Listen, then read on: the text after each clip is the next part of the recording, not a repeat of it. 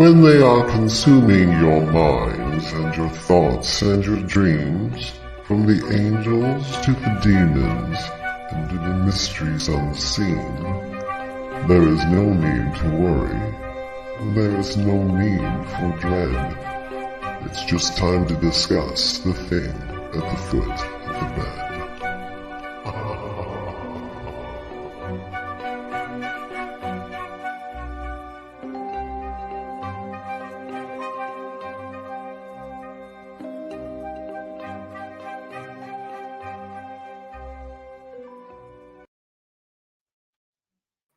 Good evening, and if you're just tuning in, you're listening to UFO Paranormal Radio Network out of the beautiful city of New Orleans, Louisiana, to 105.3 and 107.7. I am one of your hosts of the show, The Thing at the Foot of the Bed. My amazing co-host David is next to me. I'm going to do a few little things, housekeeping, introduce myself and such, and then we're going to get going and say hi to people that are just dropping in. I'm Lorilei Potvin. I'm obviously the host here, and I'm a host of my own show, The Angel Rock, on Mondays from 6 to 8 p.m. right here. I am a Canadian spiritual medium, a crystal Reiki energy healer, Akashic Records practitioner, a spiritual teacher and mentor, and registered nurse. And if you guys like what you see, please like, share, and subscribe, and tell all your friends and family. We have tons of new hosts coming onto the network, and it's lots of fun. We've been around for 25 years. We stream multiple shows 7 days a week here. And when we're not streaming live, the archive server is running, and it randomly picks shows over the last 25 years. So you hear some pretty interesting content. So please share with everybody and check out some of our other hosts and shows. We've got amazing content here. Also, we are on TV, and we do stream The Thing at the Foot of the Bed on our TV channel out of Roku. And the way to find it is to sign into your Roku account. You're going to go to the channel store and look up UFO space P as in paranormal.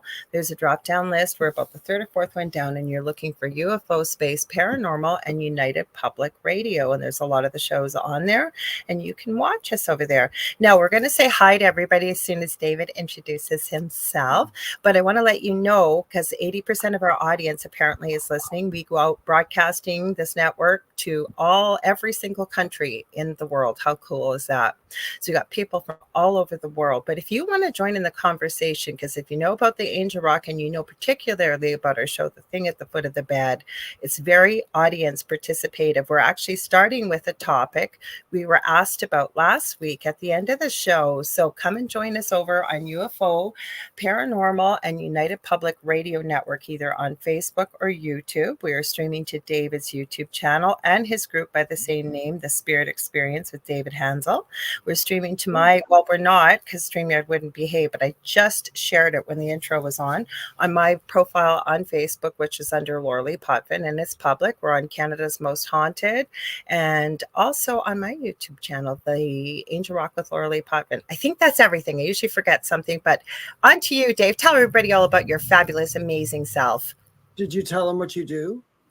I did. I said I'm a spiritual Canadian. Oh, you did? Okay. I totally missed that. I was looking at my book. That's good, because we watch out for each other, and I appreciate that. We got each other's back. Sure. Well, hey, everybody. My name is David Hanzel. I am a spiritual medium. I am also messed up with my mouse here. I'm an investigator, and I just love the spooky, the paranormal, and just the spiritual in general, all that cool stuff. I hope you guys are TikTok. Yep, I got a big old TikTok you can go watch, and Lorilei and I go live on that TikTok, usually on Wednesdays if Lorilei can make it.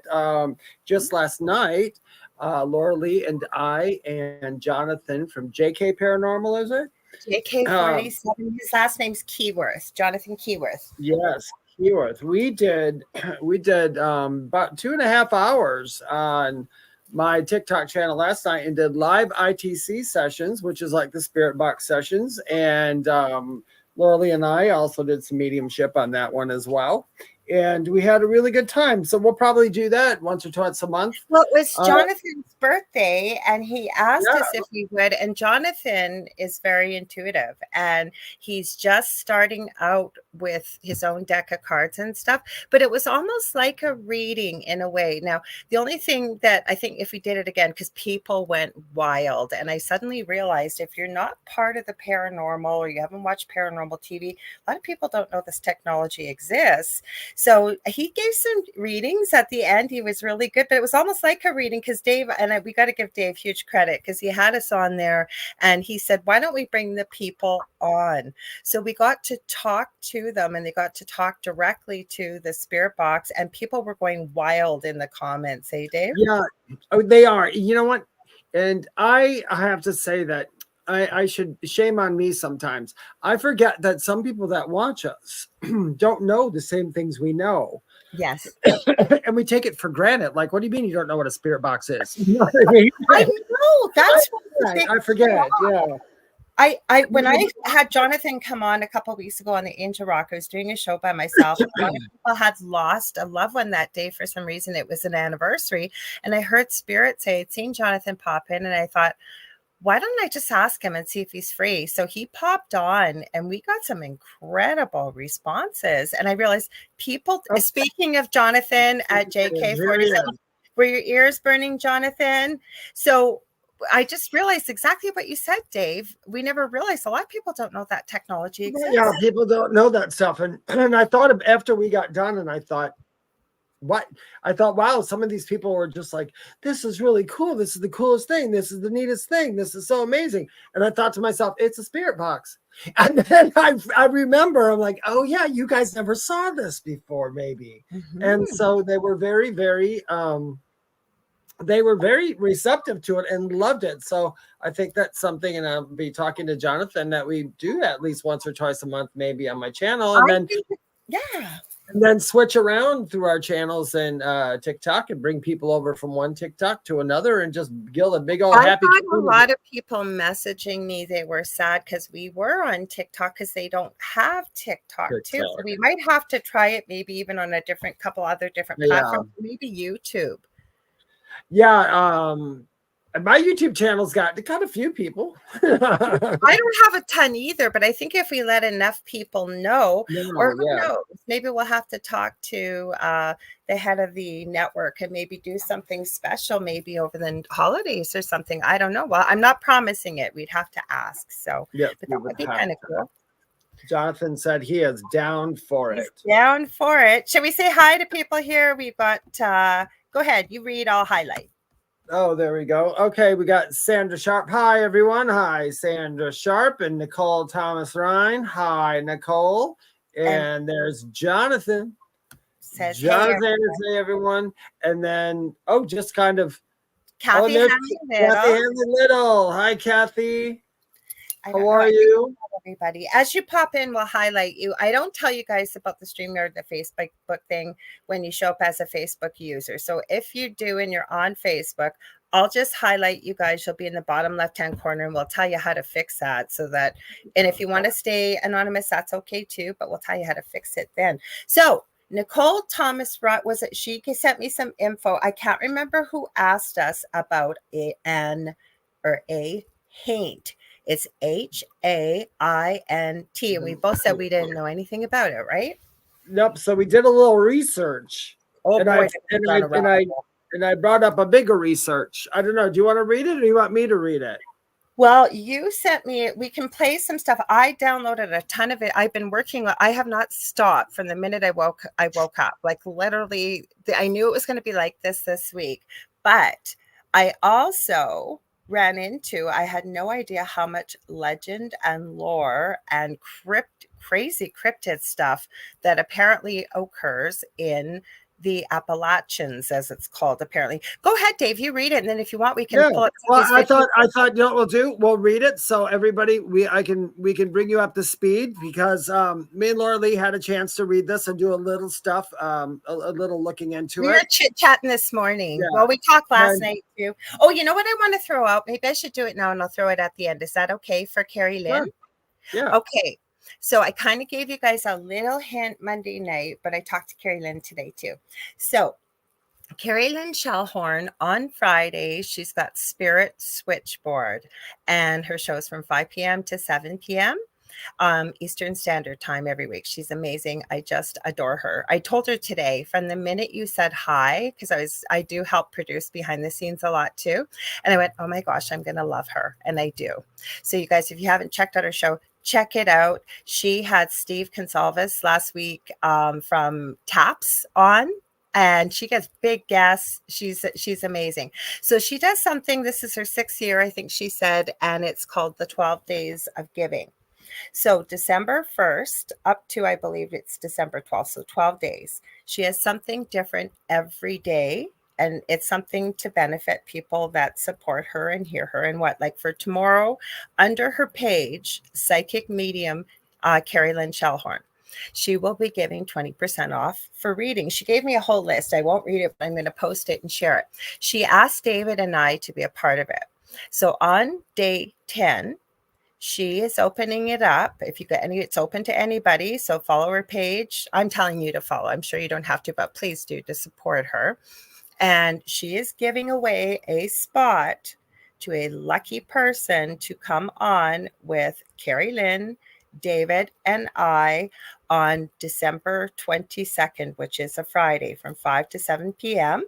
And they get to come and talk about the paranormal. We get to do all kinds of fun stuff. It's going to be amazing. On top of it, and I didn't ask Dave ahead of time, but we have talked about it. Dave and I said we would be willing to give something away during that. So I know I'd be willing to give away reading. I think you had said that too, right, Dave? That or some dance classes. Or some dance classes. Yes. One of the two. I'm not quite. We're going to do that during the show, so not ahead of time. So it's a little bit confusing. So it starts December 1st to December 12th. The show won't happen till Friday, December 22nd. And then we're going to pick somebody that's there live for Dave and I to give a reading away during that show. So you guys, you want to do this. You get to pick all 3 of our brains. Who knows? Carrie Lynn and we were brainstorming today. She's got a couple ghost boxes and all kinds of devices. She said we might even use 2 to see if we could get the same responses. She was talking about we might play Would You Rather. My eldest son was here throwing out crazy ideas. Like, it's going to be so much fun, you guys. Hey, Dave, we can't wait. Yeah, that'll be a lot of fun. And and on another note, so you guys, I so sometimes I'll use AI when I'm doing some research, and I'll plug in a bunch of stuff that I need to know about, and then I'll redo it till I, get what I need. And I just realized reading this, you know why you were confused about ants, Lorilei? Because that the ants have actually nothing to do with the haints. I couldn't understand why there was ants in there. I'm going, when I said to you in my voice, I voice message everybody. Hi, Howie, welcome.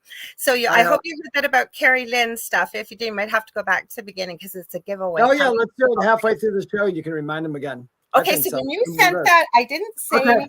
All I said in my voice message to you is, am I mispronouncing this? Like it's supposed to be pants, like ants? I had scanned through it until I went back. You guys, I don't know if you know how AI works or how to use AI, but when I was talking and saying that, I must have not said haints.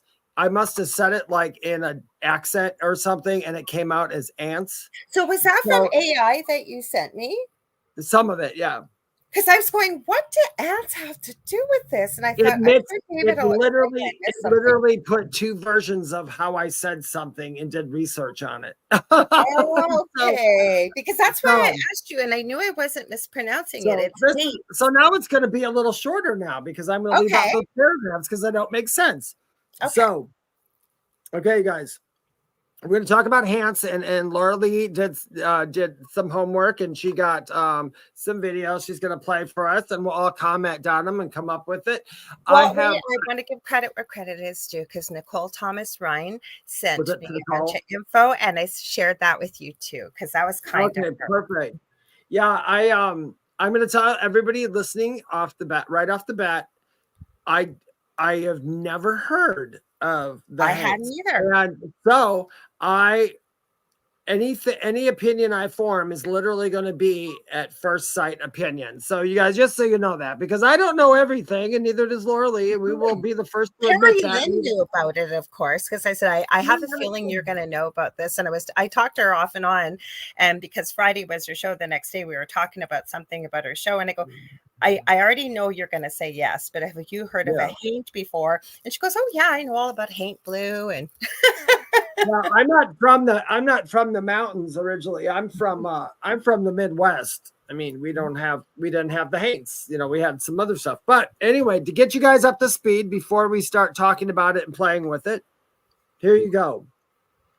Haints in Appalachian folklore refer to a type of ghost or spirit. The term haint is believed to have originated from the word haunt and is used in the southern United States, particularly in the Appalachian region. It's an example of regional dialect and folklore. Haints are often associated with traditional ghost stories and haunted houses. They are sometimes perceived as malevolent and other times as harmless or even helpful spirits. Stories about haints often involve them haunting a particular location, such as a house or a piece of land, due to some unresolved issue from their past life. One of the interesting cultural phenomena associated with haints is the tradition of haint blue paint. Some people in the South, particularly in the low country region of South Carolina and Georgia, that's not far from me, paint their porch ceilings a specific shade of blue to ward off haints. This practice is believed to have originated with the Gula people. I hope I said that right. If you're a Gula, I am sorry. The Gula people, West African slaves who lived in the low country. It's thought that the haints cannot cross water, and the blue paint is supposed to represent water, preventing the haints from entering the house. And that's it. That's it. Because the rest is all about that. Because I'm going, what the heck do ants have to do with this? And then I thought, I even left you a voice message. Am I mispronouncing this? And of course, I say it Canadianized. I know I do. But the Appalachians actually do extend from Canada all the way down into like Kentucky and the places you mentioned. It's a pretty big map. It goes all over the place. Yeah. I want to tell you guys, don't ever be afraid of AI, because at the end, after it summed up everything, this is the paragraph it gave.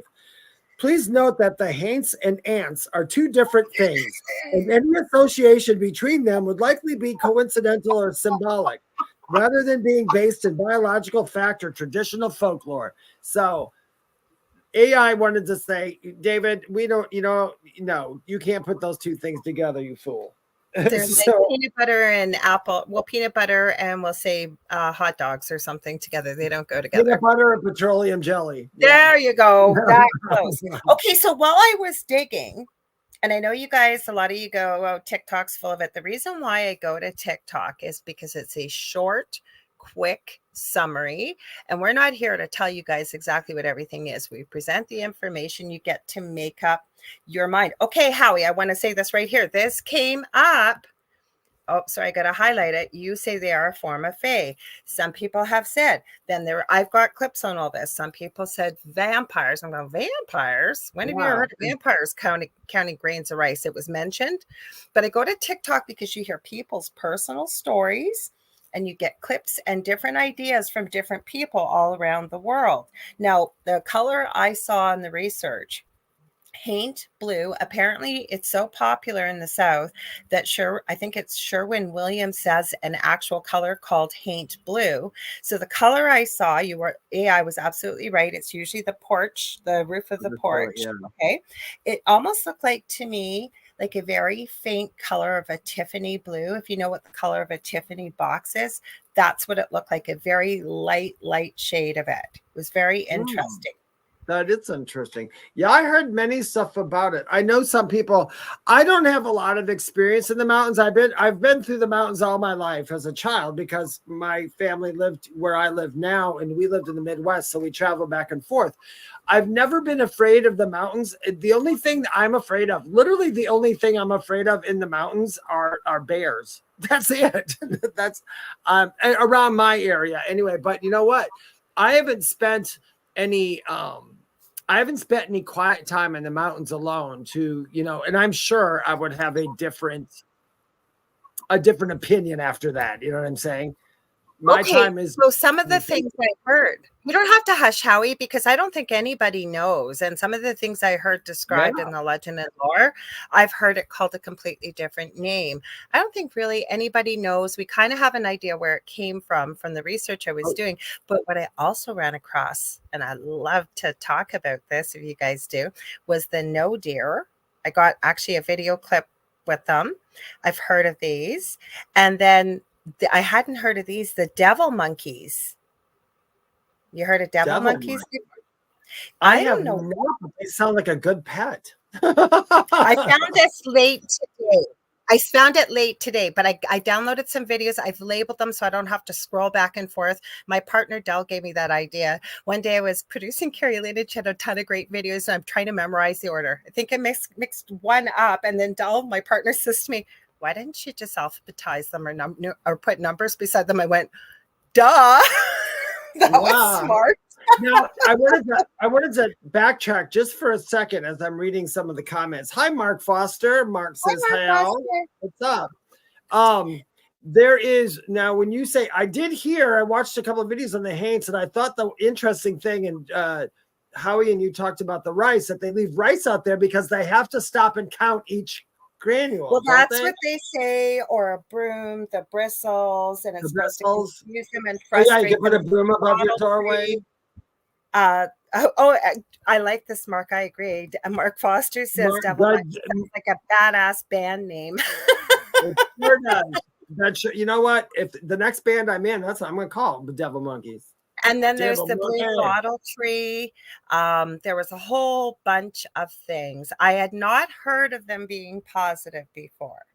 Then it talked about where they had originated and that it was mostly, and I'm not going to get the name right, it'll come up in a video, but it was, they believe, from places in Africa and a lot of we'll say African American, like there's a little bit of legend and lore from the Caribbean. And some of the clips I downloaded, OCD cryptids, yeah, kind of, that would be a good name, Mark. And they were talking about like these devil monkeys. Now, let me see if I can find the video for you guys. You want to play that one first, just to take a look, see what you guys think? I want to know what the heck devil monkeys are now. Okay, the deer I want to know. Looked sus to me when I saw it. Okay, let me see if I can find my deer one. Now I want to know why they're talking about open a window at night. Why can't okay, so what the legend and lore said was because it gives draws attention. Okay, let me pause this because this keeps freezing on me. Okay, you can't whistle in the woods. No, not attention. They said you could talk. We are talking about haints, H-A-I-N-T, and other cryptids native to that area, the Appalachian Mountains, because somebody had asked about it last week, and Mark was asking, because Dave and I both said, no, I don't think we've ever heard of them, but we will know for this week. So there's a bunch of rules. If you think you saw something and the answer is, no, you didn't. You don't stare at the trees. I didn't know why. There's a whole bunch of rules for you. You don't go out at night in the forest. The whistling, you can speak, apparently, because it'll let the animals know you're coming, and regular animals, and you won't scare them. But whistling apparently will, it's like an echolocation, if you will, that if there's a haint out in the woods or one of these cryptids, they'll know exactly where you are. There was a whole bunch of rules that and every time you did it, like if you seen something weird, like don't look behind you. If you think you saw something, no, you didn't. Don't run, because anything evil or untoward in the way of legend and lore will look at it as prey. You just quickly walk away slowly. There was quite a bit of stuff. There was quite a bit of rules in there. So I stopped it because while we were talking, and my computer sometimes does this. Let's hope it'll behave itself. We're getting snow. That's why I want to find. Okay, let's do the devil monkeys first. What do you guys think? Devil Monkeys. I want to hear the new song by the Devil Monkeys. The Devil Monkeys. That's our new band name, everybody. If we start a new band, and we'll give credit. Mark came up with the name. Well, Family Guy, Chris from Family Guy, he joined a band one time, and they sang their song "Evil Monkey." Do you remember that? Oh, did you? Evil monkey. Yeah. I didn't see that one. Okay, hang on. I had us all set up and then I stopped it because I was buffering. So hang on. That's okay. You're gonna share it. Share. And as you guys know, I got to start it, then I'll blow it up. Okay, I've got it right here. Hopefully this is the right one. This is one. I've got two of them. So hang on. Okay. Let's get it playing here. We will add to the what are you doing changing my screen name? I don't want my screen name changed. I was trying to change my screen name. Okay. So this is one. And then I found a really, really good, interesting. He's got a lot of information I found. It was really good. Really good. Hello, Facebook user. Not sure who you are, but if you want to let us know, great. Or you can let StreamYard use your name. Just go there, StreamYard.com/Facebook. Kelly Hopkins says, Lorilei, David, hello to you two beautiful souls. And she was there last night on TikTok. Okay, so this is the devil monkeys. Well, this is one of the reasons why. But before I tell you, hi, my name is Ashley, and I talk about crime, creepy, and unbelievable stories. So if you're into that, check out my TikTok and YouTube. The links are in my bio. So Appalachia is known for having dozens of cryptids and even more creepy stories about what happens out in the woods.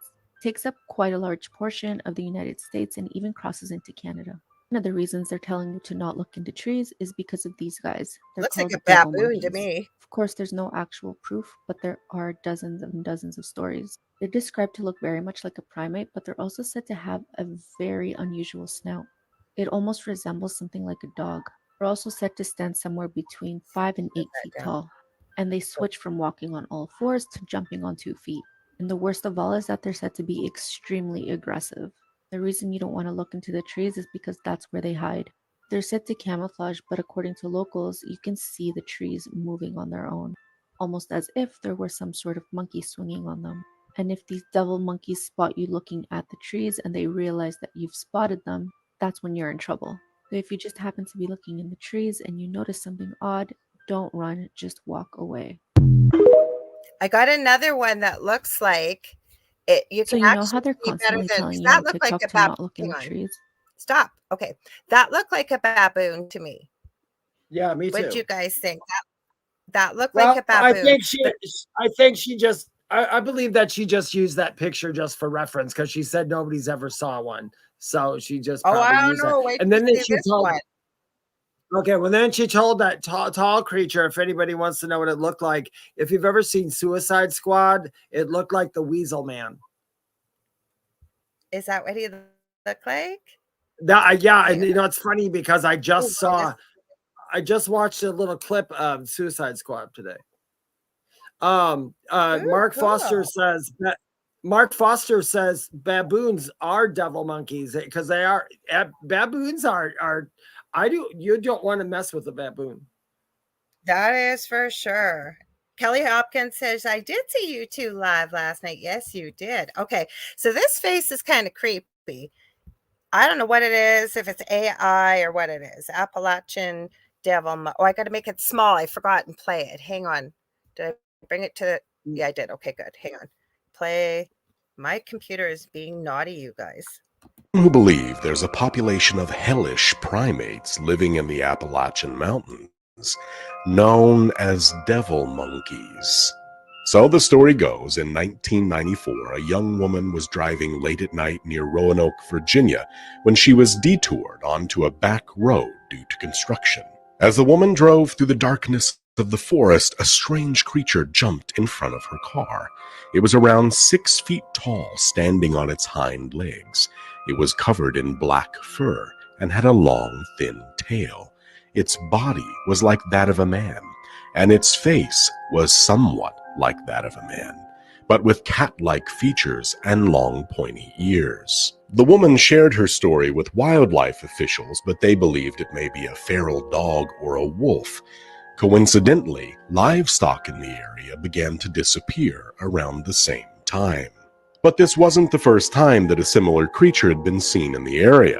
In 1959, a couple was driving their car near Saltville when they claim an ape-like creature jumped out and attacked their car, leaving 3 scratch marks along the side of the vehicle from its claws.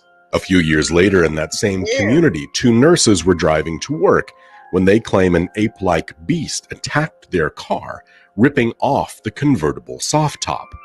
Sightings of these strange primates have been reported all throughout Appalachia, New England, and even Alaska.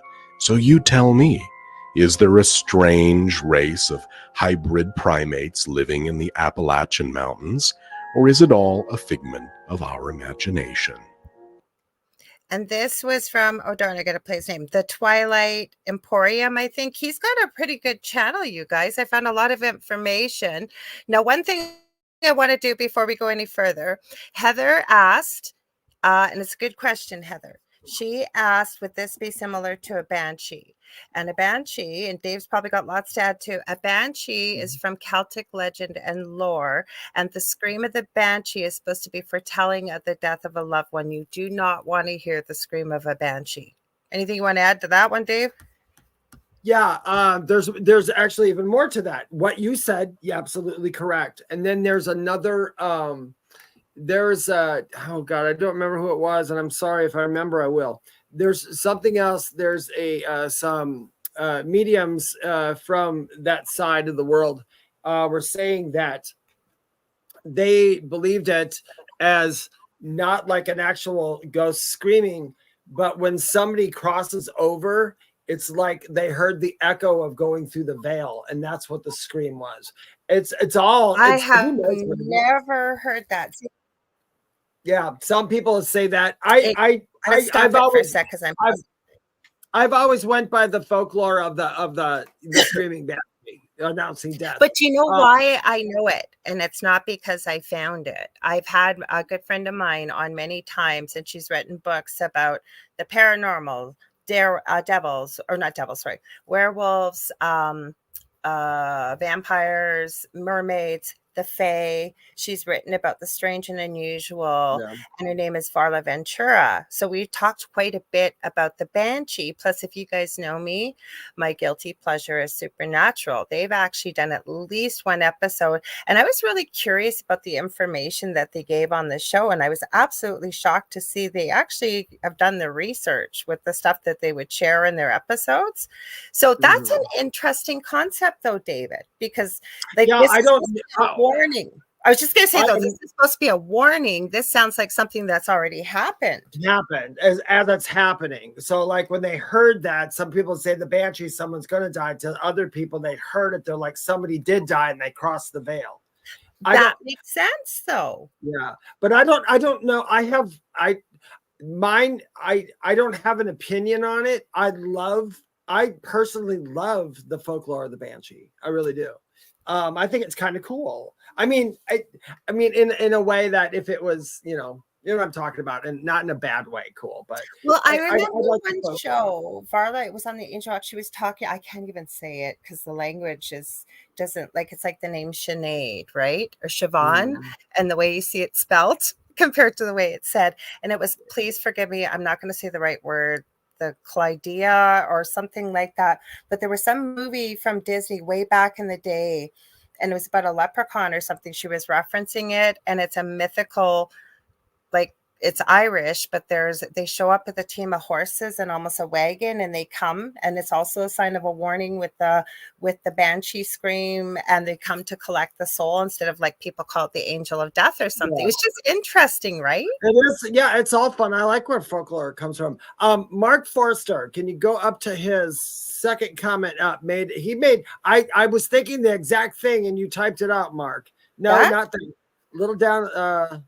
A little bit more. I was thinking exactly this too, David. Yes. Mark Forster says, I have to admit, and as amusing as this subject is, I'm a bit curious if they are Squatch cousins. I'm like, I thought about that too. I wonder if there's. I did too. Now, we got some information here. Carrie Lynn, were your ears burning? I don't know. We were talking about Jonathan, and he popped in, and Carrie Lynn's here. I'm glad to have you here. But I'll go up a little bit higher here with the comments. So Mark Foster first said, giant rabbit squirrels, maybe. And then when you mentioned about Weasel Man, Carrie Lynn says, David, yes, ha, ha, ha. That did look like the Weasel Man from Suicide Squad. And then Mark You know what, Lorilei, now you'll have to look up something about the Suicide Squad on YouTube. So I don't know why I don't remember him. It's when because I've never watched the movie. I just saw the clip, and I just saw the clip today. And when that one guy leaves prison and he goes, "This is going to be your family for the next couple of days, whatever." And he starts, it's right before they got on the helicopter, he starts introducing the people, and the Weasel Man walks out of the back of one of the trucks, and it was hilarious. I'll have to watch it again because that's what Eric Foster said too. Weasel was a window licker. Ha ha ha. So now Howie, who's from this area, obviously, because he said that's me about what they were talking about in the videos. And he said Roanoke. And then he said, we don't call them. And this is important to hear this. This is why we love having your comments and conversation, because none of us know everything. And he says, we don't call it devil monkey. We call it the Hakaru. I did hear that name. The which Karu? Mm-hmm. I'm not sure. I was reading this too as you were talking. I was going to tell Howie, my family's from Roanoke. That's where they live, in Roanoke, Virginia. I haven't been in a long time. I'm way behind on the comments here. I'm sorry, guys. So Kelly said, I wouldn't be surprised if they did exist in the Appalachian Mountains. There are all kinds of things out there. Let me go through quick, guys, because I'm behind. So Mark wondered, are they interdimensional beings that hate gas-powered vehicles? They might. And then, okay, Howie, we really appreciate this because this is just what we did for research. You're from the area, and I know Nicole, I think you had said you had family in the area, like your roots come from there. So you were the one that sent me, like I said, originally some of the info, and I appreciate it. So Howie says it's part of the night legends of the Shenandoah Valley. And Mark was going to add something about banshees, but it didn't finish. So Howie says, to add what Mark just said, we actually have Bigfoot crossings in Roanoke. Yeah. He says he's going to take pictures for all of us. Please do. We'll be happy to show you. Okay, now this is an interesting story. Mark says, sorry, banshee are a variation of the siren or the mermaid. Now they could be. No, I'm going to tell you guys the reason why I have such a weird spelling of my name. I am not German. But I think my father loved this very morbid story. Don't ask me why and why I was called the name I was. It is actually called the Lorelei's, but it's spelled like Lorelei, but my name is said Lorilei. The story is, and it's quite morbid, of the Lorelei's who were sirens. And they apparently had the most beautiful singing voices, which I do not. My brother has a wonderful voice, not me. And they used to sing the song of the siren and lure sailors into the cliffs and rocks to their deaths. Yeah. So how nice is that? I think it was necessary probably at that point. If you're in a big old boat in the ocean, you start going towards a beautiful voice in the middle of the ocean. I'm like, well, now you know I can't lure anybody to their death. I can't sing. I can't, I should have been there. They would have been, nobody would have died because the boats would have turned the opposite way. That would be me. I would be repelling them. And I don't sing very often.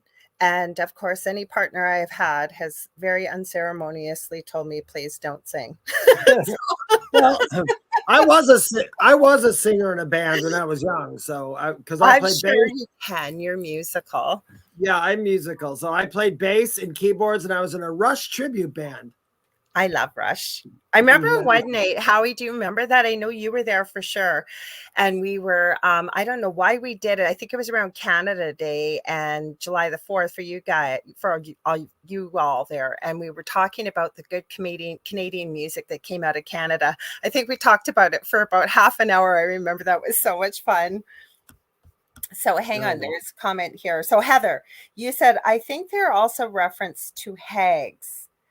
Now, hags has kind of a broad meaning as far as I know. What's your thoughts on that, you guys, and David especially? Yeah, no, that's it does. I'll call witches hags, and then I've heard people, which they're not, it's witches, and hags are supposed to be separate. And then I've heard about hags who are like hermits, where they were but female, and they lived in the woods and they makes potion and they did plant medicine and all that, which I think is totally cool. I would totally be a hag. Yeah, with the hair like that. I've heard crones likened to hags. And Hags, there's a yeah. friend of mine, Diane Doyle. I'd seen her on TikTok and I just loved her. And I reached out to her. I didn't even know she was Canadian. And I had her on. And she actually talks about women and the moon and things like that.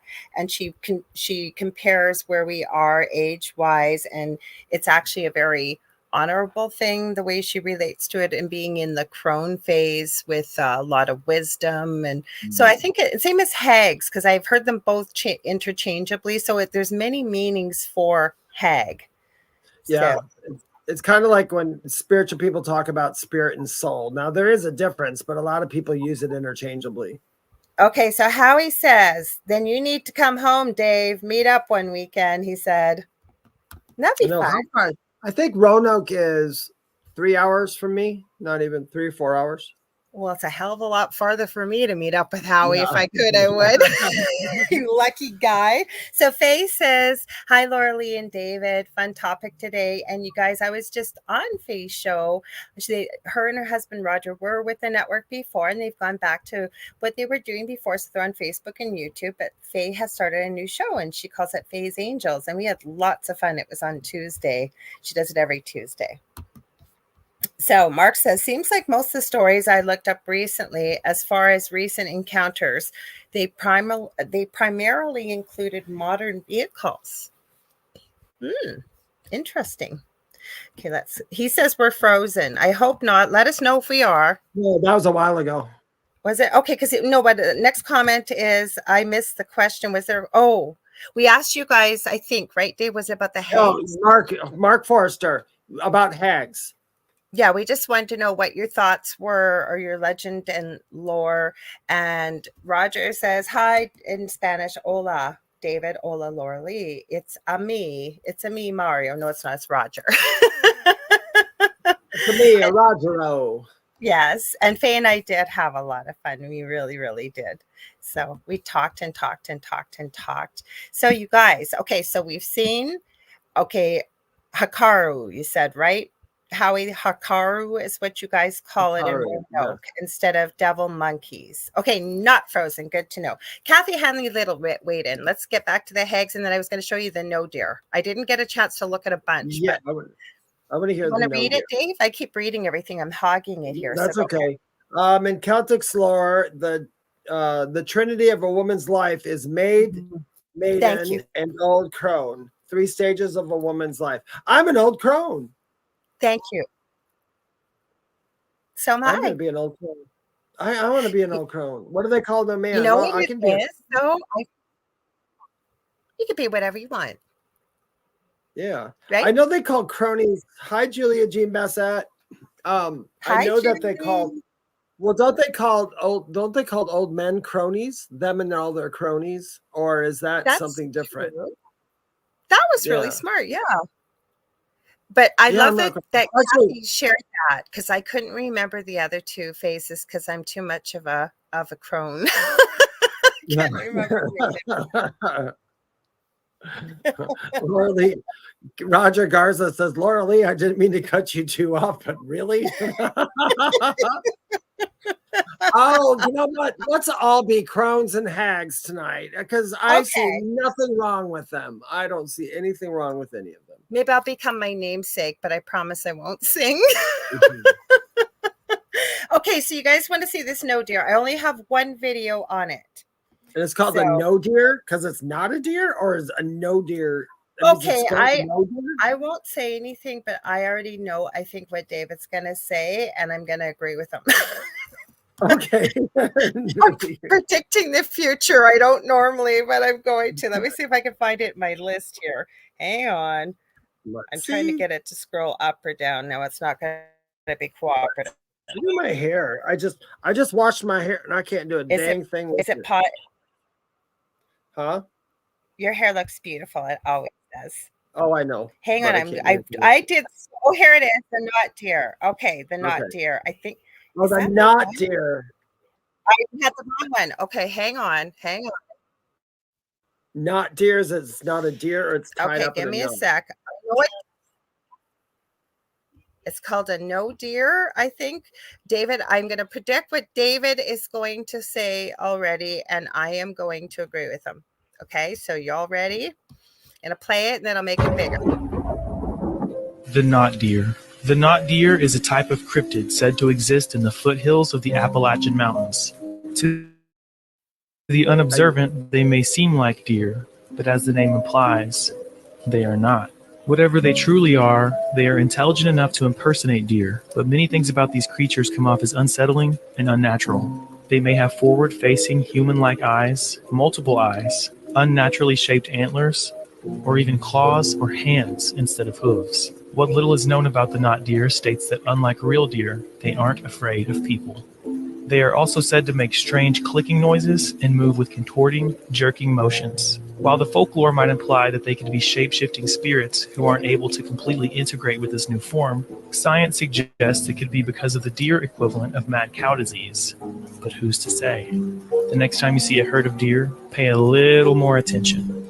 It could save your life. Follow the Dark Ives podcast for more of the macabre. I won't. Okay, I won't follow that because there was a major flaw in his story. A major flaw. You want to know what the major flaw was? You already knew. I know spiders. Okay. Okay. Did you guys listen? There was a major flaw. He said the no deer are not afraid of people. If a cryptid is not afraid of people, it'd be able to find because you'd be able to see it all the time. It wouldn't be hiding. It's not afraid of people. So it's not. Okay, so what I predicted for David, that he was going to call absolute BS on this, and the comments are siding with us. But sometimes, no, because those pictures look so fake. But the thing is, right, we've got people from the area. Nicole says, I call BS, not deer, not real. And those pictures did not look real. I didn't have time to dig. Not a lot came up on it, but I wanted to bring it up because I want to know if you're from there. Like if Howie's still here, please weigh in. And Nicole, her family's from there. Let's see what people have to say. But those pictures look fake, as you know why. Yeah, the pictures did look really fake. But I will say this, in all honesty, Lorilei and I have talked about this before. I'm more of a deer than those pictures. And we know, and we know from just being so, I've gone down every rabbit hole I can. Everything had to start out from an idea.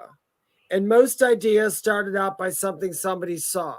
So if there was anything like a knot deer or that real, I would probably assume in my mind, just because I'm skeptical, but that somebody saw a misform of a deer that was, maybe had birth defects or something.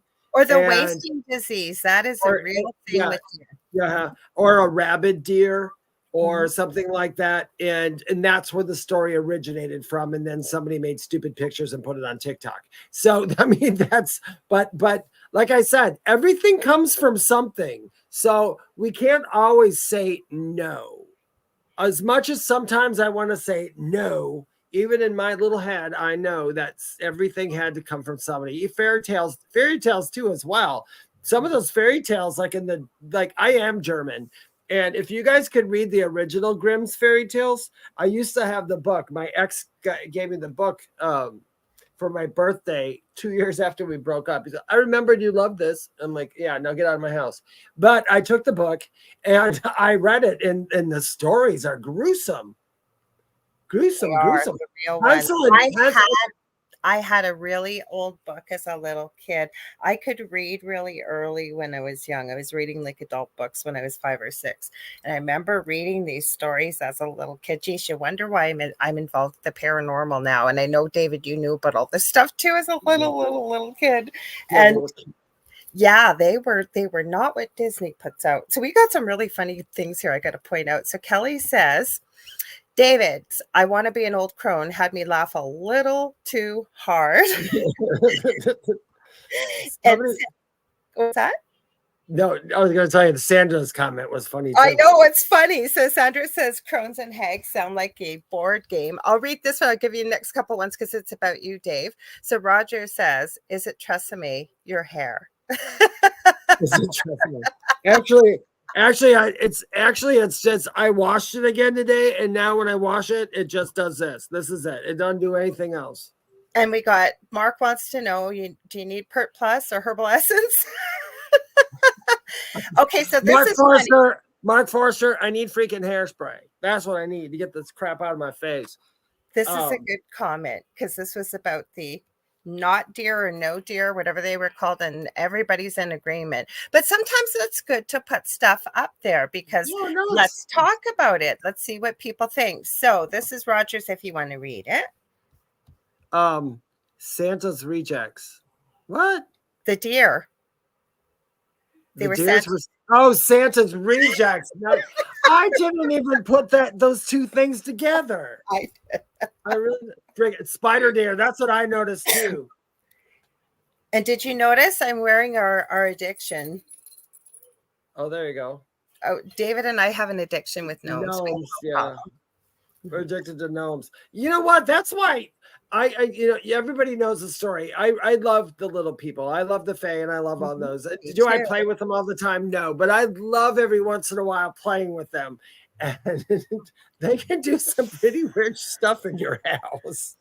So Nicole, whose family is from this area, is saying never heard of it, and she calls BS. Jean Bassett calls BS, and Faye Garza said same thing.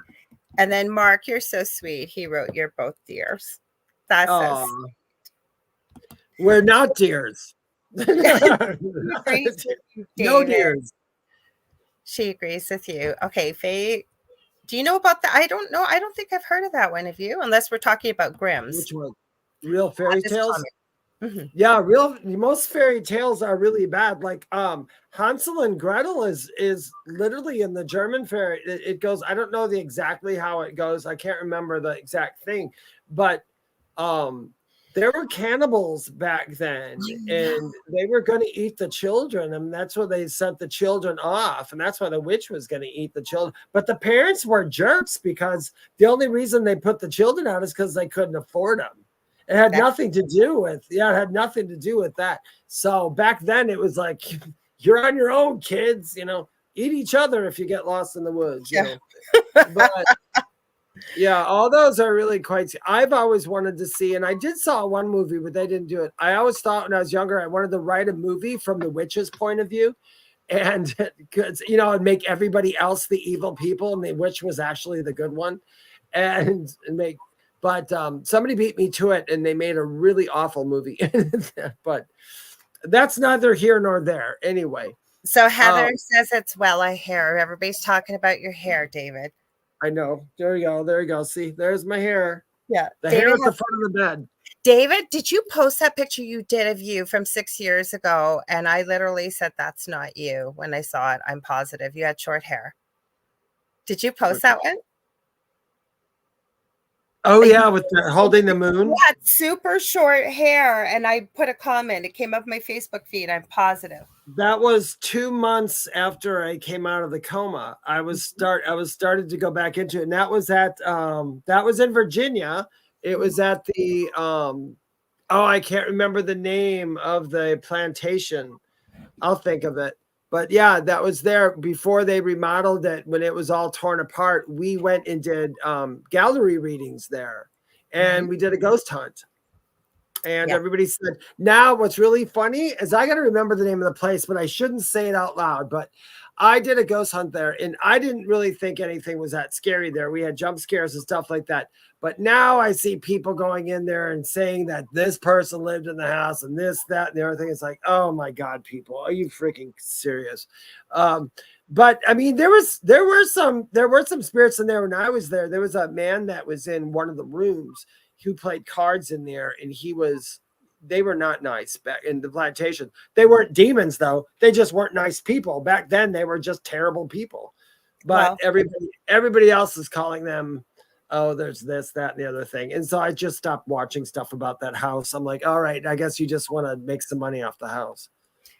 There you go. I agree. So Nicole Thomas Ryan says, I listened to a podcast called The Old Gods of Appalachia. They tell stories of the Appalachian Mountains from the past. Please send it, because we can talk about, there's lots to look at. How I found these other creatures. It was that video I showed, and she said there's literally dozens of different types of cryptids. So I started looking, what's she talking about? So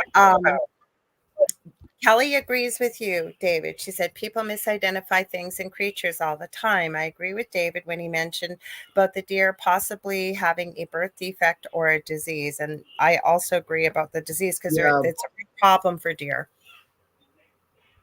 Yep. Okay, so Julie, we could do a whole kind of show, probably be different, but all I'll say is look up Army Hammer. Oh, they are cannibals. There's a if you guys want to drive yourself crazy when we get off tonight, go on YouTube and look up an old early 80s song called I Eat Cannibal. There's also, I will tell you, the absolute truth. It is not conspiracy theory. And I'll read it. I realize I didn't read it after I always say, Dave, you got to read it. People are listening, and I forgot to. So Julie had added, there are still cannibals around. There are cookbooks. There are secret restaurants in LA. I know that. Look up the movie star Army Hammer, and I will tell you about it, but be prepared. Once you take the lid off Pandora's box, look up spirit cooking. Not nice. Well, it's really funny. I don't eat animals. So when people eat animals, to me, it's almost like what you guys are thinking when people talk about eating cannibals. Like if you went in there and go, how awful to eat a human. Well, a human's dead. But it's like, but you'll kill a bunch of animals and eat them. No. You know what I did see? I knew I'd seen something recently. This showed up in my YouTube feed.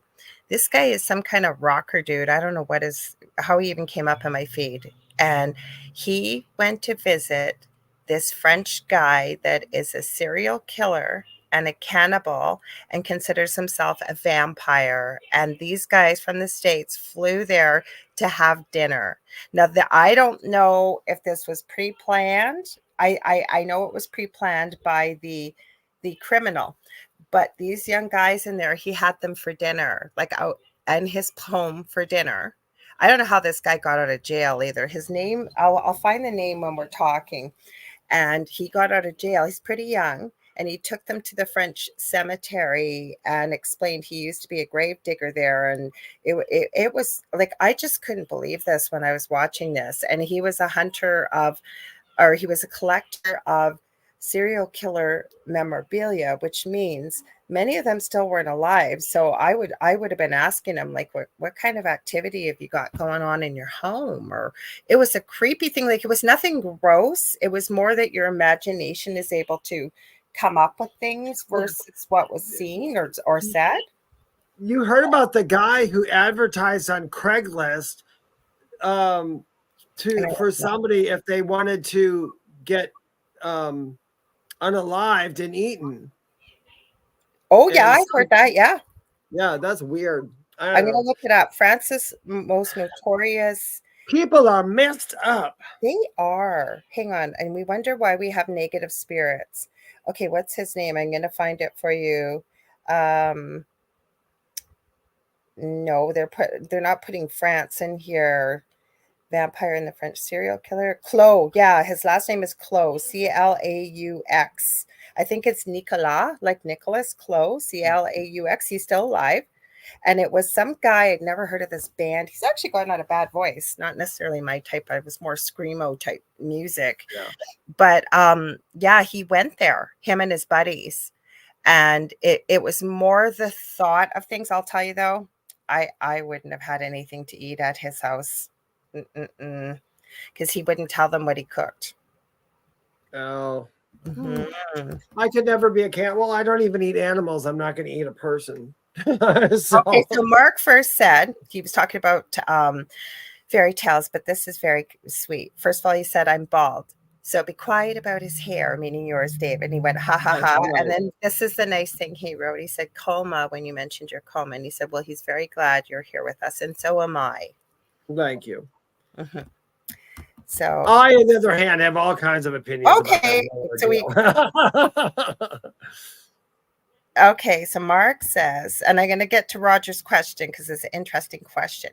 He says, I love the paranormal. Lorilei Potvin can tell you I gave up after 26 years in the field, despite despise more than less of the curtain people in it. It's unfortunate and it's sad. Oh, that's right, Julie. She says Soylent Green. Do you guys remember that movie from the 70s? That was kind of creepy. Yes. Where are we going with this? Oh, the Craigslist cannibal. Yes. And Yes, yes, Kathy Henley, she brought up Silence of the Lambs. Well, he didn't eat them. He used skin to make clothing, which we kind of do, I guess, if you want to go to animals. Well, actually, in Silence of the Lamb, he did eat them because he did eat people because he ate Oh them my with. God, what am I saying? Yes, you. I forgot about the end of it. You're darn right. Yeah. Sorry he about that. We ate them with some fava beans and a nice Chianti. I was thinking about the killer. Wasn't thinking about Hannibal. Ed Gein. Thinking. Ed Gein was the killer. Yeah. Oh yeah. So Facebook user says Ed Gein too. Ed Gein. Okay. Ed Gein did it, and Ed Gein was Jeffrey Dahmer. Jeffrey Dahmer lived in Wisconsin, and I saw Jeffrey Dahmer.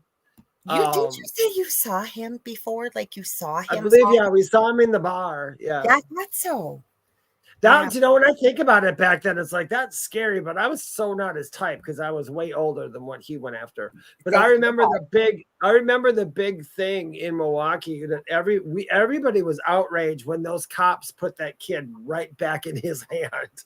It was like that was the worst thing. Is still alive, and I'm surprised how many people in the paranormal world actually follow true crime. And there's a doctor out there, I always forget her name. Mindhunter was based. Oh, there we go. And hi, Shannon. I'm more than just a Facebook user. You absolutely are. So what I was going to say though, Ed Gein. They consult with Ed Gein just like they do others that are still alive that have done horrible things as profilers. And I can't remember her name, Dr. Anne, and I see her all the time. Anyways, this woman is a human marvel as far as I'm concerned. I believe she has her doctorate in nursing. She's a nurse. But she's Dr. Anne. Oh, it's going to come to me. She, I think, is 86 years old, still teaching at university. Looks like she's in her early 60s, this woman, and is an absolute brilliant genius, still writing books. And like I said, if you ever watched the series Mindhunter, the female character main lead was based on this woman. She was the beginning of what profiling is in true crime. Yeah, that is that Mark Forster wrote, Ed Gein was who they based Texas Chainsaw on, and that's absolutely true. That's how that first started.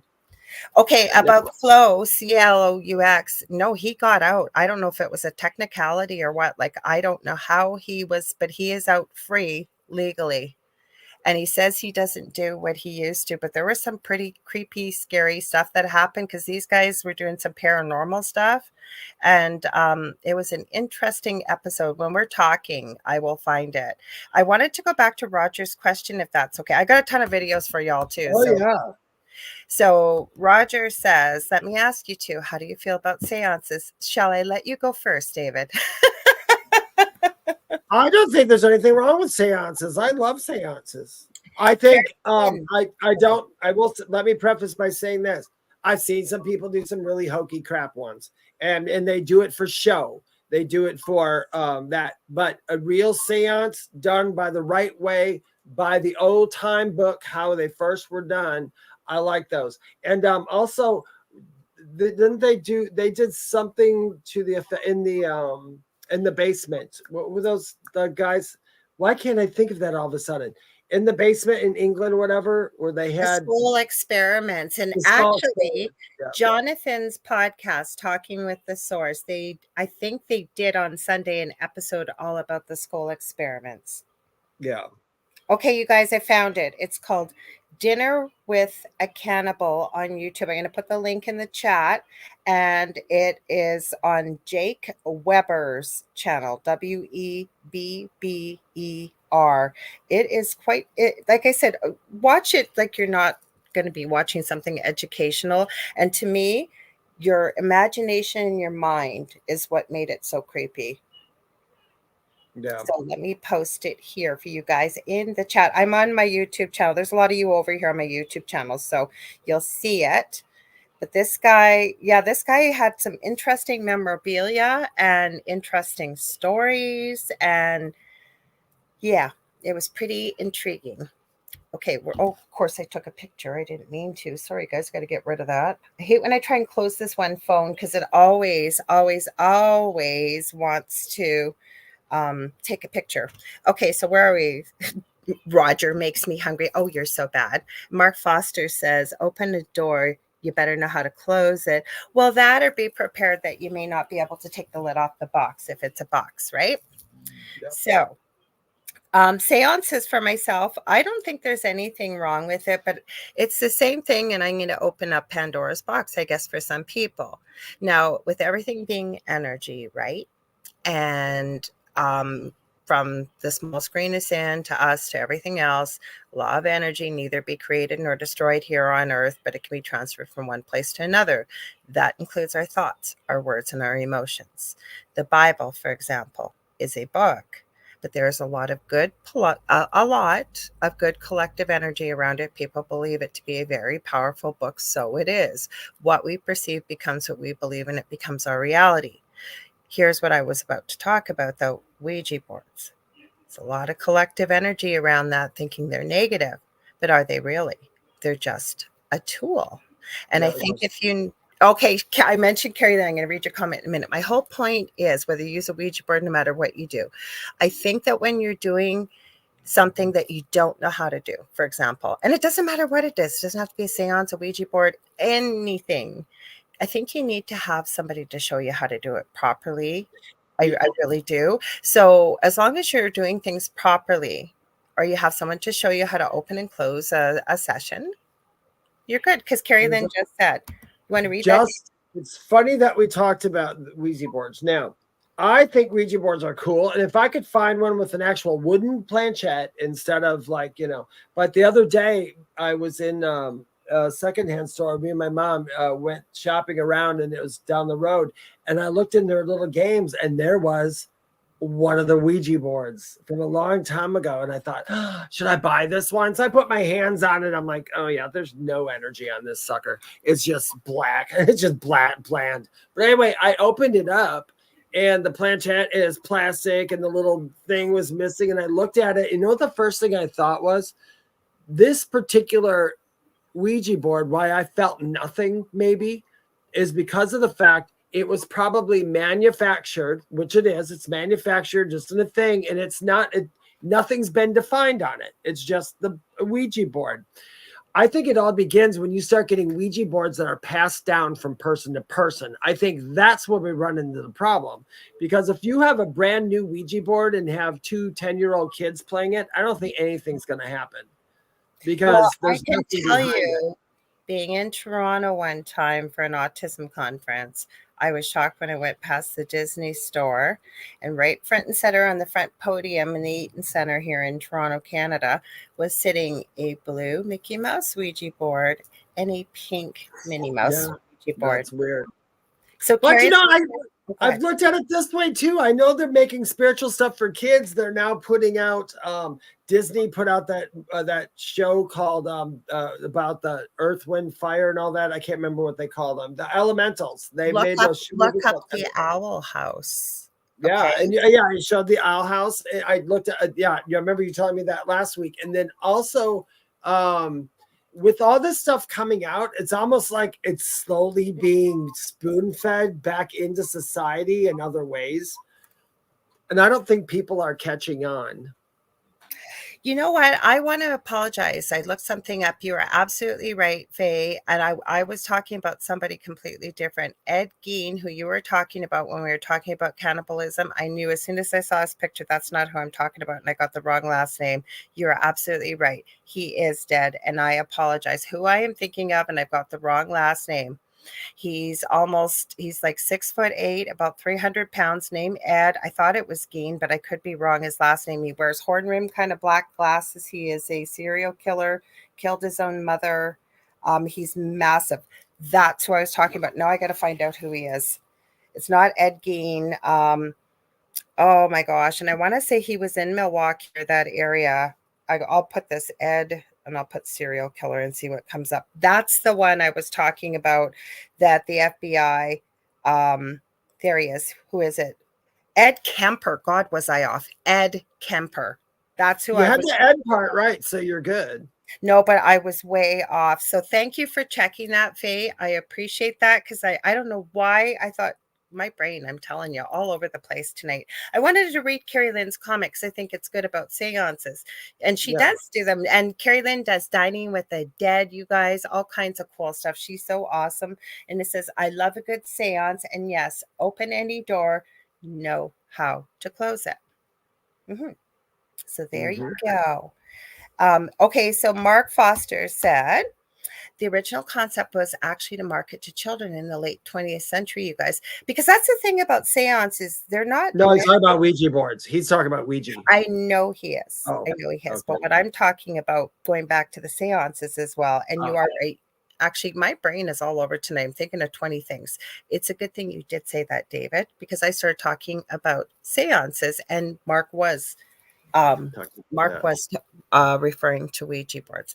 With seances, it was like, wasn't it on Vogue? Weren't we talking about this? I think it was you and I about the Victorian era and Victorian houses and way back. If it wasn't you, it was someone else. It was probably me. I am so talking about it. I am so drawn to the Victorian era. It was you. We were talking about the houses and how much we love them and stuff. I knew we were. Oh, and I got to show you my seance bell. Okay. Tell us all about the bell and what it's for. The seances. I know, but how people use it. Is it for the spirits to ring, or you can tell us all about that. So sorry, guys. I have had a crazy day since my feet hit the floor, not in a bad way, in a really good way. And my mind's still on like fast forward a gazillion %. So I apologize. Well, I got it, Dave. So I was going a long time ago. There's a shop I was going to do a seance at, and I was gathering things for the seance. And one of the things I wanted was the bell. And you put the bell down there, and in the dark and all that, they would pick it up and ring it. You'd know the spirit was there. That's what I thought. Okay. I looked everywhere for just the right bell. And by the time the seance and all that got canceled, and then the very next day I found the bell I wanted. And so I've kept it ever since. I've never used it in a seance before, but you know what? I will one day. David, every time you ring a bell, an angel gets his wings. That's one of my favorite Christmas movies. I'm sorry. It's a Wonderful Life. And then I absolutely love this movie, and nobody will watch it with me, so I always have to watch it on my own. That It's a Wonderful Life and Love Actually. That is my absolute favorite movie.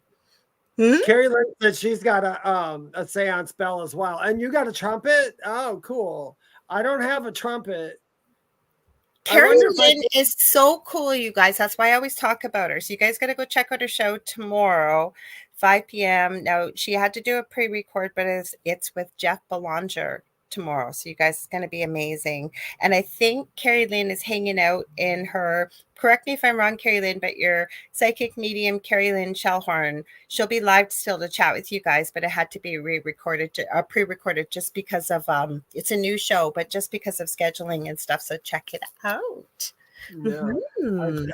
I have not done an actual seance with people. I've tried to do it by myself at home, but I kind of laugh sometimes to myself because literally I sit here and just talk to people sometimes on that side, and that's I get information from it sometimes.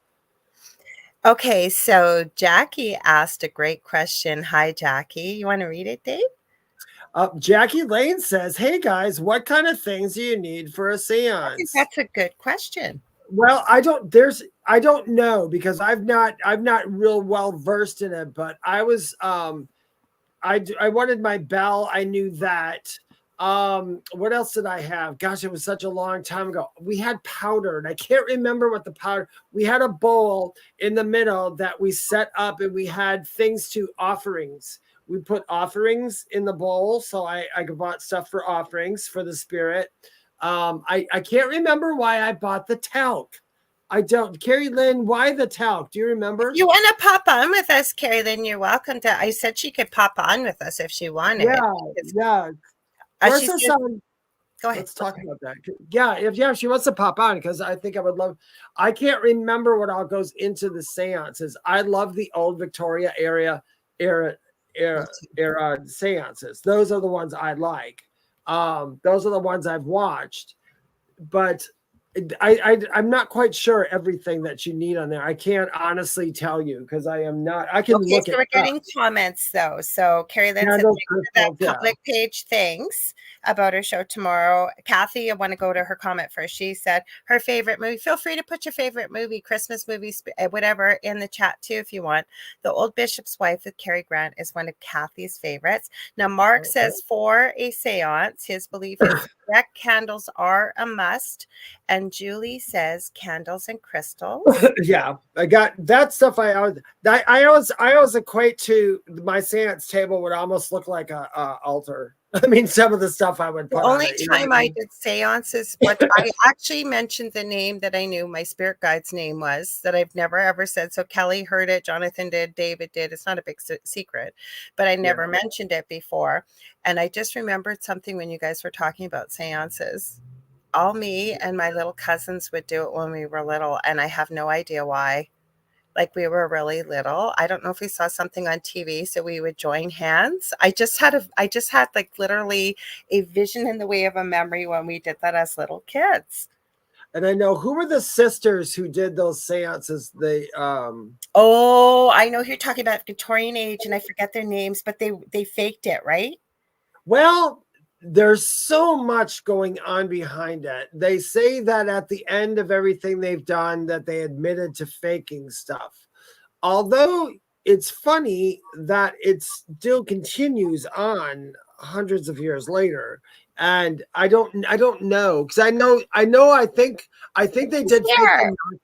I think that they I think that they I think in the sisters in the Victoria era, I think they did admit to the knocking. Well, ask Kirsten, she might. Yeah, Sorry? yeah. I know. I don't want to sound like a know-it-all, but I love everything about it. Can you say their name? Go ahead, because I know I only know very little. I just love the age, and I didn't even know that. Can you say their name again? Because I started talking. That's why I wanted you to come on. What was it, Fox? The Fox sisters. Okay. Yeah, that was it. Yeah, the Fox sisters. So tell us all about it. Tell us all. They're the ones that originally started all of this, right? And actually, I believe it was Catherine Fox. I think it was Kate Fox. Maybe Mary. I'm not sure. One of those Fox sisters was the first medium to do a seance in the White House with President Pierce's wife. Okay. So she was the first one to do a seance there. But the seances started, in a time when there was high child mortality rates. There were thousands of deaths with the Civil War, First World War. So there was just so much trauma and people needing hope that there was something on the other side, right? Yeah. So it just, and I think too, I talk about it quite a lot, about the hello, Mark Foster. So I talk about it a lot because kudos to the women of that time, because that profession was geared towards women and marginalized people that didn't have any real source of income, right? Like their incomes were determined by higher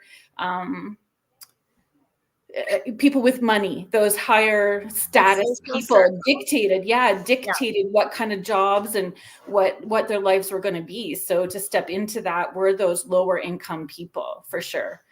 Harry Houdini, yes, he proved a lot of them as fake as well too. So there's a very cool book about Harry Houdini and Marjorie Cranston, who was actually Canadian, but she married a doctor from Boston. Okay. And she almost won the contest that Americana Scientific put out. And Sir Arthur Conan Doyle was part of that committee who was trying to test mediums to see who could prove that they were real. Yeah. And Harry Houdini found out that they were going to give her the money, and he hadn't tested her yet. And it was a very public battle between the two of them. He made a box that he strapped her in and everything, because they were all, it's kind of like Tim Hortons in Canada. We have a Tim Hortons on every corner, Yes. or Dunkin' Donuts in the States, whatever it is, like those coffee shops everywhere. Mediums were popping up left, right, and center, and everybody had to up the ante and create a new shtick for themselves to draw people in to make money, right? So Harry Houdini did a lot, but he wanted it to be real because he wanted that connection with his mom. He wanted to reach his mom, didn't he? He wanted to reach his mom. That was part of it, right? Yeah. Okay. And then when he died, he made that code with his wife, so that when she would continue to go to mediums to try to connect with him. Okay, so Mark Foster, very quickly. I know, Dave, you're going to say something next. I'll stop talking, but he just says, Dave and Carrie Lynn, let's connect on Facebook. I have to run, closing my restaurant. You got to tell us all about your restaurant. He goes, love these feeds. See y'all soon. Have a good night, Mark. Thanks for joining us. Hey, Mark. Okay, I say, Dave? I ran really quick so I could grab my bell and show you the bell and trumpet in my board if you want to see it. Yes. Yeah. So So this is my bell. It's actually got a horse on the top of it. Oh, mine, I just got one as close as I could find that looked Victorian and had I that. think yours is beautiful too, David. I don't even know. I got mine. You know where I found it? At a secondhand store. And David gets the most beautiful stuff from secondhand stores. Yeah, it was off in the corner, and I just looked at it, and it was like the odd man out. You know, it was like the day after the seance was the canceled, and I was like, okay, I guess I'm gonna buy it.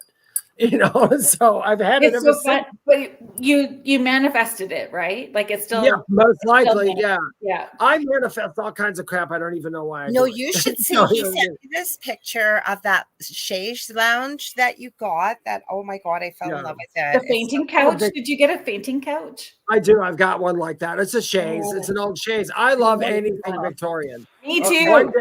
So do I. Yeah, I love it. Okay, so this is the trumpet. Okay, so tell us what you do with this for people watching. What do you do with them all? Because you do so the same thing. So the powder would be to put down to see if fingerprints or that's what I figured. Okay, footprints, or actually messages and letters as well too. They would have a writing tablet, you know that they could write their. The bell, same thing for ringing, yeses and nos, and the trumpet would be to project a voice through. But I mean, it was all faked up. Like it was all faked, right? But that would be like, but were they claiming to be physical mediums? Some of them were, for sure, because that's when the spirit photography really started. Like everything that we do as far as paranormal investigations and mediumship, the spiritualist church, all of that started with 2 children. They were like 14 and 10 who said that they were hearing spirit knocks in response to questions. And it was an old man in that lower income, like log farmhouse. Yeah, that's where it started. And so you got a board. You got a board, you said? Yeah. So the board that I have, and you know, Mark mentioned intent, and that plays a big part. It doesn't matter if you're using a pendulum, a crystal, an app on your phone. Everything that you do has intention to it. So the board that I have, my son got the wood. A friend engraved it. Wow. You know, everything was about the intent. Don't be in a bad mood when you're working on my board. So that's a nice spirit board. Yeah. Wow. And then on the back, I just made a point of putting like the sigils that felt important to me as far as protection, right? And the same as I originally started off with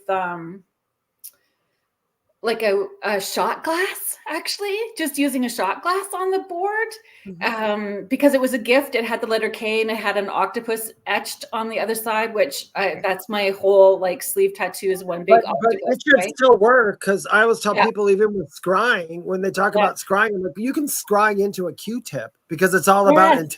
A bowl of mashed potatoes will still give you works the same. Yeah, exactly. Because I know, because people always have to go, you got a crystal ball. Can you see the crystal ball? I'm like, well, I got the crystal ball mainly for show. I like it. It's a little crystal ball. But people don't realize that. Because it's coming from here. Yeah, like the messages are coming from here. But I have used it and I like it. And I do like mirror. I've done like the mirror techniques or the mirror meditations where you look at yourself, candle in between, and I look at all the selves that I was, and I see your face change. I saw that. I saw my face change. And I have a picture of my face changing. Yeah. Oh yeah, you got that weird picture. Remember that one? I think I've sent it to you, Carrie Lynn, too. It was in my old house, and I was showing somebody a fairy door because people were talking to me like, maybe was that the portal, how things came in your house? I said, I don't know if this is it. And I took them literally 3 pictures in a row within about a second and a half. First one's me, second one's me, third one is me, except it's got a really heavy brow and my nose is thicker and the upper lip is all different. Yeah, you went to looking like a Neanderthal. That's what I always think. I did a big event in October, near the beginning of October, and in a theater, and their small little green room, they didn't realize they had set it up like a psychomantium. So there was mirrors facing in on every wall. There was a mirror facing into itself in this small room. So when I did the event, I did scrying. I sat in that psychomantium room and we projected out onto the theater wall what was happening for me in that space. So when I get the video back, we'll see what happens, because that happened to me. My whole face changed. But I sat with so I had the candle and I had another mirror facing towards the candle, and that mirror that I was scrying into, but my face shifted. You could see my whole face shifted, and you could see it in the mirror that was down here facing in as well too. But that's just so, I mean, if you were going to do anything like that, if something was coming through, you smush it, you pull it back into itself, right? Like that was coming through. I did an investigation a long time ago, and there was a mirror in the like cellar part of this basement, and when they walked me and another medium around and just had us, tell them what we felt and all that. And they said, well, don't over, and that is a mirror in there. And it's been there for like years. And I'm like, well, why is it in there? And they go, it's the portal. And I said, well, do you mind if I sit in here? And oh no, you can't go in there. You don't want to sit in front of a portal. I said, listen, I get your fear. I get that, but I'm okay. So I'm going to sit in front of it. And they're like, okay. I sat in front of that mirror for about an hour, and I just talked. All I did was I just talked to the ghosts that were around in the place. The place had a lot of activity, but I didn't find anything negative. I never do. I always find the nice spirits, but I just sat there and had chats with that. And I got out and they're like, did you see anything in a portal? I said, it's not a portal. It's a mirror. Yeah. Kevin's here too. So I want to read these quickly. So Howie's super excited too. He goes, woohoo, Carrie Lynn. We had a couple of people are saying super cool. Kevin Z Sun Dragons here. He says, hi y'all. So you must have just got off of work.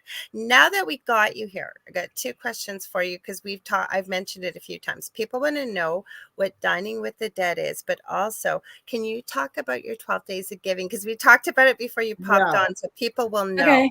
Yeah. And now we knew why we were waiting a while. So this is why we were going to say it again towards the end. Okay. Well, now we got you. Thank you for letting me join in. Oh, I've been wanting to. I told David. I already asked him ahead of time. Like I said, if Carrie Lynn's up to it, I said it this morning, even before I talked to you. And I said to her, pop on sometime, because you do these things as well. I don't do seances. You do these things. I love doing seances. I love doing seances. Like, and I just, you saved me from doing dishes. I was like halfway, I was listening, doing dishes. I had finished doing sessions around, just after 7, I'd finished doing sessions. So yeah. Dining with the Dead started like 11 years ago. I love history. I love places that have historical, that rich history attached to them. So I started doing Dining with the Dead at restaurants that have some kind of history. So people have their dinner and dessert, and then I give messages to the people in the room. So not everybody gets one, but I've been doing Dining with the Dead for 11 years now. And if you know Canada or Ontario at all, like between Sault Ste. Marie and Kingston. So that was kind of like the area. Maybe it's kind of like an adopted Canadian. I always tell Americans that live close to the Canadian border, you're like adopted Canadians because you know what we're talking about. And Dave grew up in Wisconsin. Yeah. So, and then I do spirits and sweets, which is essentially the same thing, but at like bakeries. So they have like a little dessert sort of thing. But yeah. And the seances I've done for a really long time. And I was doing them like traditional Victorian seances. So we would have like food and drinks and stuff like that to start with, and then move into doing. Do you open this to the public? I want to learn how to do those, because there's a lot of people who have asked me, and I didn't just want to. And I'm glad that the seance that I was going to do did get canceled, because I didn't know what I was doing, and I didn't want. I was not worried about evil things coming through. No. I was more worried about, I'm not going to do this right. But I think there's a go with the flow with it. And I think that when we are really pulled to that era, it's for a reason. That, and I found a poem from 1902 from a spiritualist magazine, like was a prayer that they used to say as well too. So I say that prayer before I start, because it's kind of like honoring all of those people that came before us, right? So I try to include that. So I can send that to you too if you want. I'd love I'd love a copy too, but I wanted to ask you one thing. With the seances, do you open them up to the public, or do people just buy tickets but it's still public, like anybody could come kind of thing? So I do smaller ones in the house and keep it to just 4 other people and myself. Gotcha. So it's under 5 people, and just keep it super small. Is how I try to do it. I've seen some of them that were doing it for like 12 people. It was, there were like 12 people or 10 people. I can't remember what the number is. So many people. I'm like, that would just, I like the small ones. That's what I like. But I know in Victorian times, they used to invite people over at a party just for that. And they would do 2 different types. There was 2 different types of seances that they would do. They would do those house parties for sure. And then they did do public ones in theaters where they sold tickets and had pamphlets for and that kind of thing as well too. And it was more like trance channeling that they were doing. It was less of like the box and all of that other stuff that they would do in the houses for sure. So you got to tell people about your 12 days of giving, because we're hooking up again, guys. I really hyped it up. So go ahead, Carrie Lynn, you tell them all about it. So this is year 6. This is year 6 of me doing the 12 days of giving. And I'm just very grateful. I feel very grateful and very blessed to be able to do what I do for people. So it was my way of saying thanks and giving back. So the first 12 days of December, I have a different offer or a different giveaway. And then that runs like till December 12th. So yeah, it starts tomorrow. 20% starts tomorrow. Yeah. So I try not to announce to everybody what the days are going to be each day, so that it's a surprise to people. But I did say tomorrow. That's okay. It's like opening up your like chocolate advent calendars, right? Oh no, it's all good. It's super good. Our thing is going to be on the day 10, so like that's okay.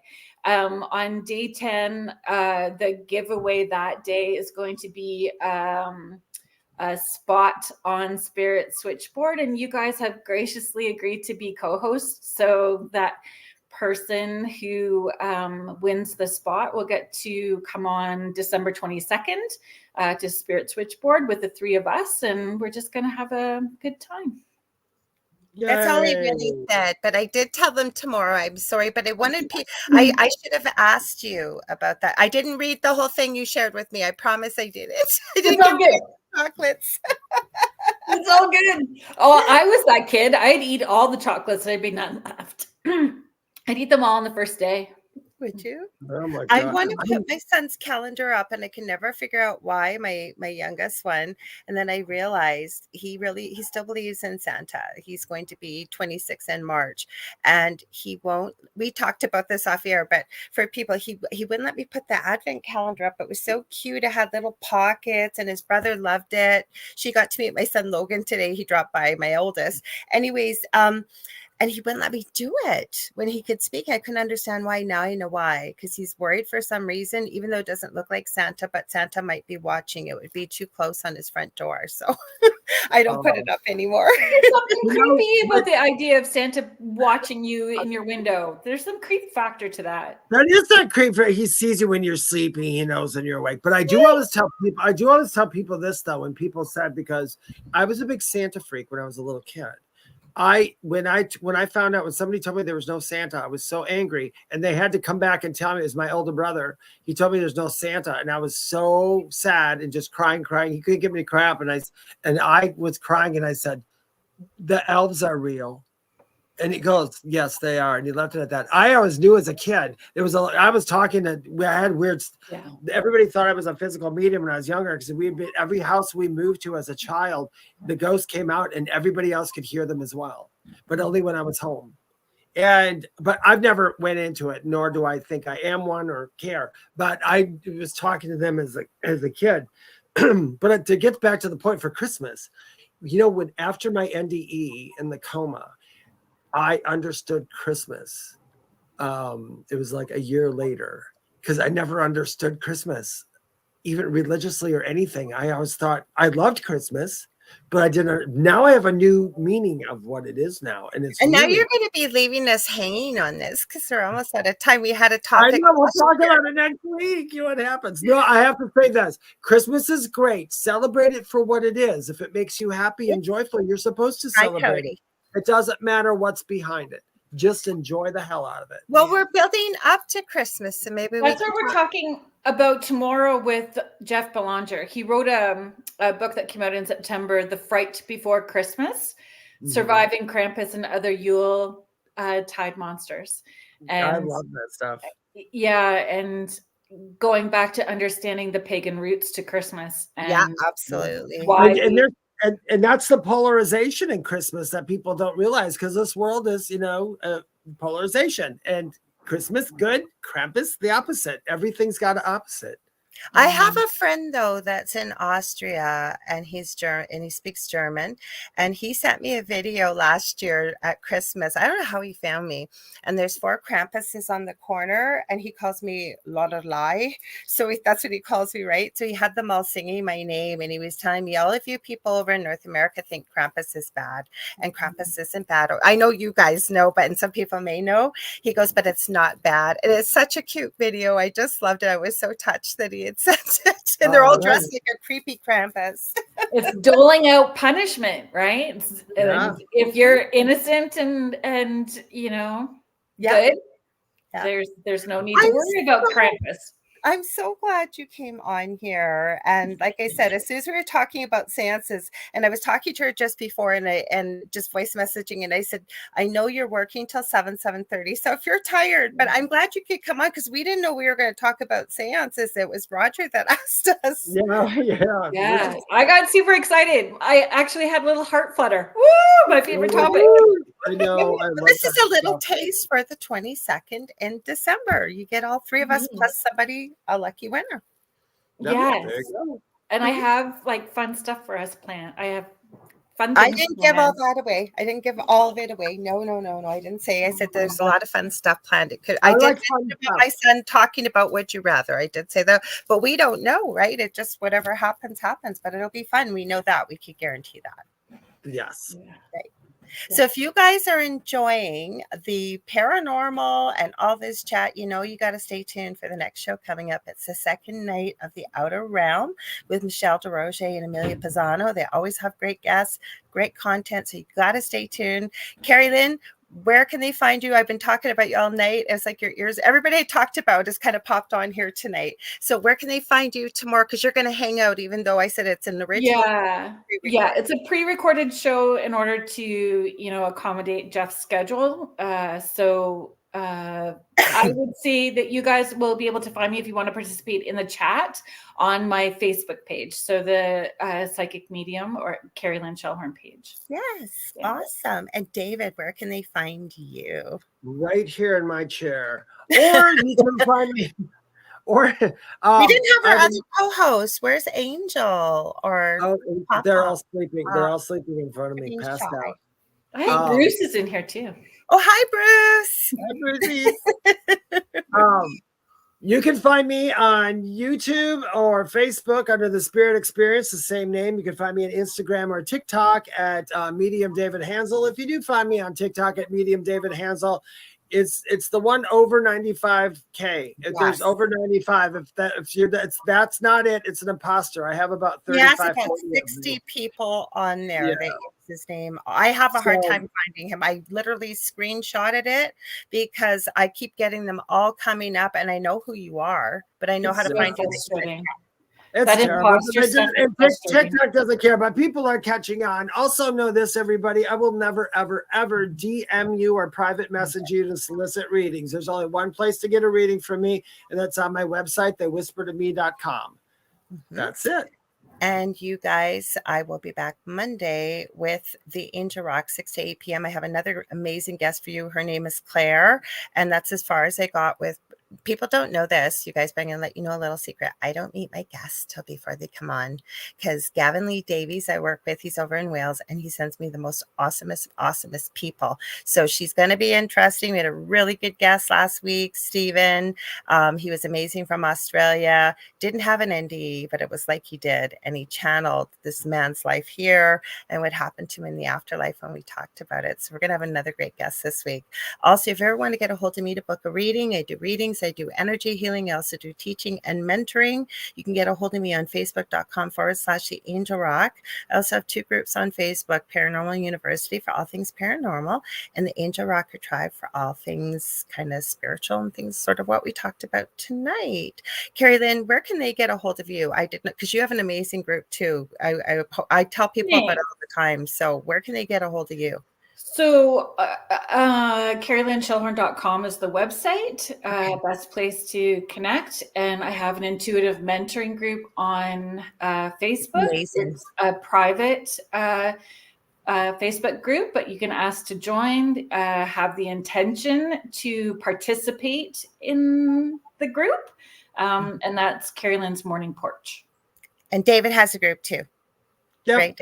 You have a Yeah, group I said that at the beginning. Yep. Did you, David? You know what? We double talked each other because Dave goes, "Did you remember to tell people what you do?" I go, "Yeah, I did." I never do. I never think about it at all, ever. Don't you? I know. No. I don't even know what to say anymore. It's like, tell them about yourself. I talk to people that you guys can't see. Haha. You, That's you get that? When people message you on Facebook, can you tell me more about yourself? In my head, I'm always like, I'm a Leo. Yeah, Yeah, I studied at Juilliard. I've dated 55 different people. I have we my background love is- you guys. Tune in to Carrie Lynn tomorrow. Otherwise, you know where to find us next Thursday, same space, same place. Love you, and I'll see y'all on Monday. Okay, have a great weekend, everybody. Thanks, Christy. Carrie Lynn, for being here. We appreciate it. Thanks, Carrie Lynn. Yeah, Okay. it's great. Thanks for having me. Bye. Thanks, everybody. We'll see Bye. you next week.